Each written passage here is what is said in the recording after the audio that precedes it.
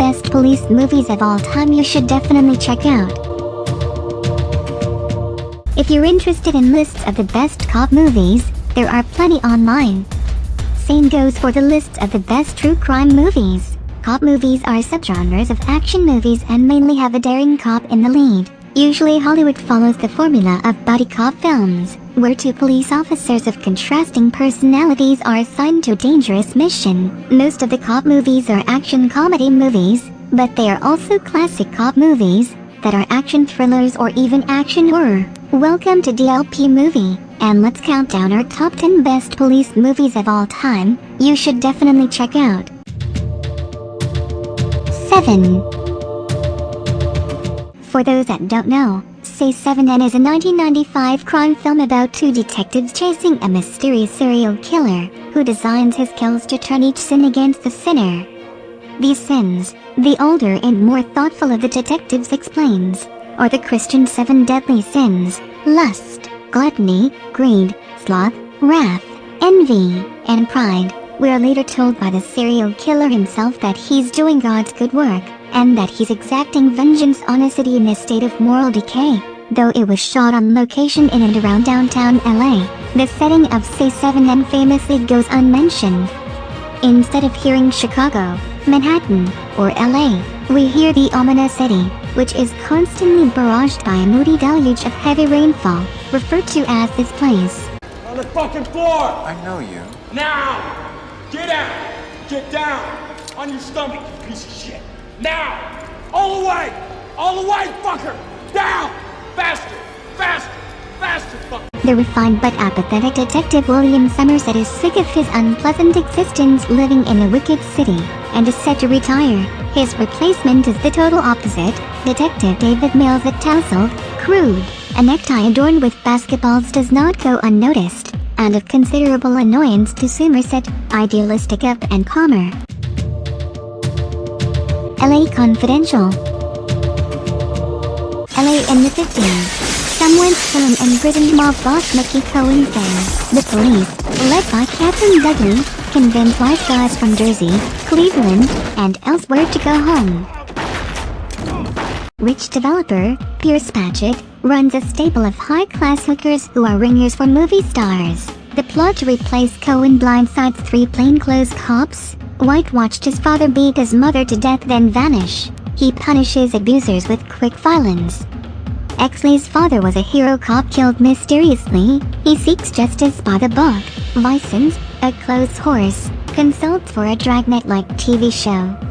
Will they escape corruption and murder? Will they find their own morality? This is the ultimate movie on the corruptness of the police force during the 1950s. No one is going to make a better movie than LA Confidential. The cast is perfect, the direction is superb, the screenplay is amazing, the choice of music, the graphic brutality, the not-so-fine line between good and evil. Heat. In Los Angeles, a gang of armed thieves is hitting serious targets, major banks, vaults, and armored cars. These thieves are led by arch-criminal Neil McCauley. One of their operations, an armored car robbery, goes bad and the armored car guards are murdered by the gunmen, putting LAPD homicide detective Vince Hanna on the trail of the thieves. Guy told me one time, don't let yourself get attached to anything you are not willing to walk out on in 30 seconds flat if you feel the heat around the corner. What are you, a monk? Hanna knows it will take a lot to bring these dangerous, armed thieves down, and it will end in a horrifying gun battle when the thieves try to rob a major federal bank. Just when it seemed that the only hope for crime movies lay in the postmodernist artifice of films like Pulp Fiction, man reinvests the genre with brooding, modernist conviction. This one sticks to your gut.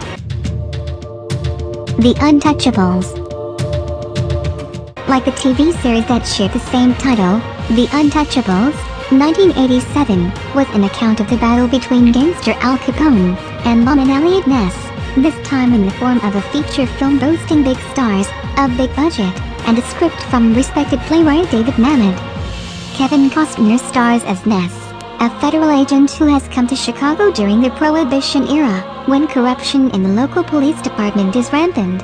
His mission is to put crime lord Capone out of business, But Capone is so powerful and popular that Ness is not taken seriously by the law or the press. Get your hands in the air! You're all under arrest. You fellas are untouchable. Is that the thing? No one can get to you?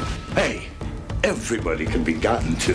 One night, discouraged, he meets a veteran patrolman, Jimmy Malone, and discovers that the acerbic Irishman is the one honest man he's been seeking. Malone has soon helped Ness recruit a gunslinger rookie, George Stone, and, joined by nebbish accountant Oscar Wallace, the men doggedly pursue Capone and his illegal interests. At first a laughingstock, Ness soon has Capone, outraged over his and Malone's sometimes law-bending tactics, and the vain mobster strikes back in vicious style. Lethal Weapon.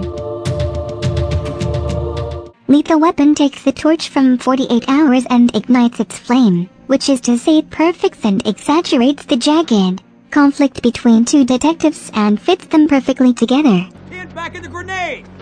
Yeah, if you come closer, and we all die. No!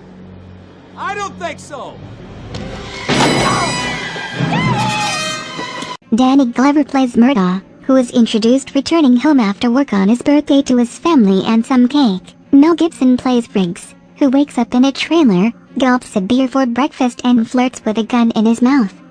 Murdaugh is a tired professional. Riggs is a jumpy suicidal.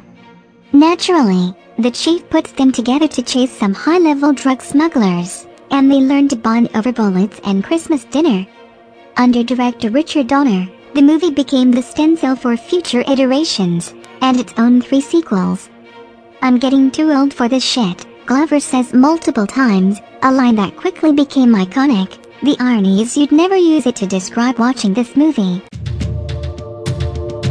Die Hard.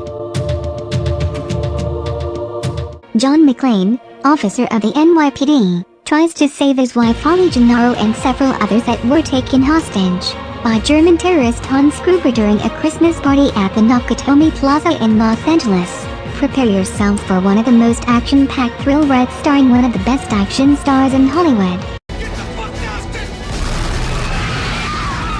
They made us, Bureau. You got a terrorist shooting I hospital. say it! Bank left!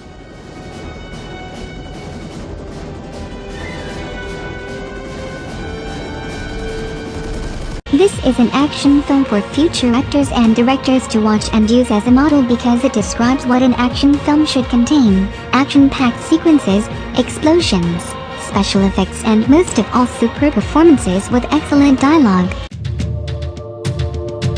Dirty Harry. The downfall of societal coddling of criminals is the theme of the debut of Inspector Harry Callahan, who has no patience for criminals, and less of such for revolving door justice, as well as politicians who wilt under the pressure of a deranged hippie, who uses a sniper rifle to kill several innocent people, only to go free because the incriminating rifle was obtained by an illegal search. Come on. Sir, excuse me, sir. Are you claiming that the San Francisco police did this to you? I swear it, as God is my judge. Why would they do that, sir? Why? Why are they harassing you? I don't know. They tried to frame me with the Deacon girl murder, and now they're trying to murder me, and look at me. Harry must break societal rules to stop the madman society allows to roam free. Dirty Harry was considered sensational because of its overt violence and occasional glimpses of nudity. The dueling combatants, the cop and the criminal, throughout the film, an individualistic, unconventional, neo-fascist, superhero police detective with a .44 Magnum weapon who throws away the rule book, and his complementary opposite, a pathological, malevolent and sadistic criminal who demands an extortionist ransom of $100,000, both show traits of brutal violence and insanity. Training Day. Director Antoine Fuqua provides the atmosphere. Denzel Washington provides the manic energy. Ethan Hawke provides the moral sanity, but it's writer David Ayer that provides a twist to the genre. Defying conventions, he penned a script committed to its predecessors while inversing their harmonious endings. Sprawling the saturated narcotics underbelly of Los Angeles, Washington takes Hawke under his tutelage and gunpoint, forcing him to be a wolf, not a sheep, which punctures his ethics and warps his reality. Every time you pointed a gun at me, there'll not be a third! Damn, boy. That's what I'm talking about, Jake. My nigga, are y'all watching this? That's it. It'll be My pleasure to put a hydroshock in that melon. Hey, wait. The relationship starts with nervous speculation and ends with a rooftop brawl. Washington's crooked cop becomes a thieving zigzag with professorial gusto. This shit's chess, it ain't checkers. He barks about his livelihood. Hulk refuses to be his pawn and in doing so refuses to fit inside a formulaic finale. End of watch. David Ayer earned critical acclaim in his jump to the director's chair for one of the most authentic portrayals of LAPD life, using GoPros to enhance the immediacy and intimacy, and to kickstart the plot of two partners' daily excursions. Ayer captures the unique bonds that get shaped in the line of duty. The movie isn't written with plot or comedy in mind, but the rapport between Jake Gyllenhaal and Michael Pena as cocky officers Taylor and Zavala sustains a movie intent on exploring LA's neighbor wars and the confined, intense and often comical police relationships from the view of a dashboard cam. Conversations and vignettes only feed the inevitable tearjerker of an ending when the pair's curiosity places them in the crosshairs. ¿Hablas inglés o español? Good! I got him. Try to run. Hit him, man. Hit him. Everybody here is family. You got aunts and uncles just like everything else. And then you have Brian. The Departed.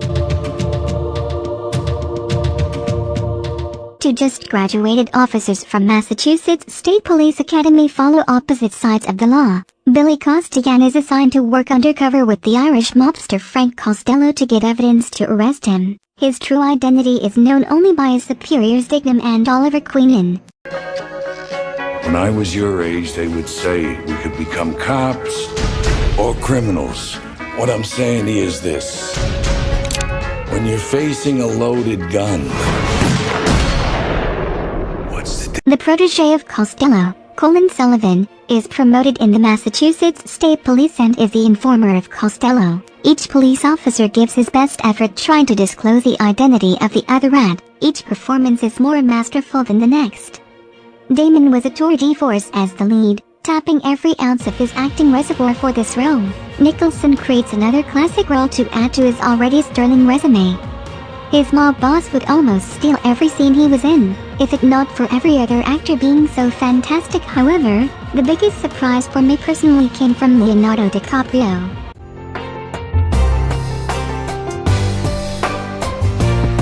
What is your favorite movie from the list? Let us know below and do not forget to subscribe.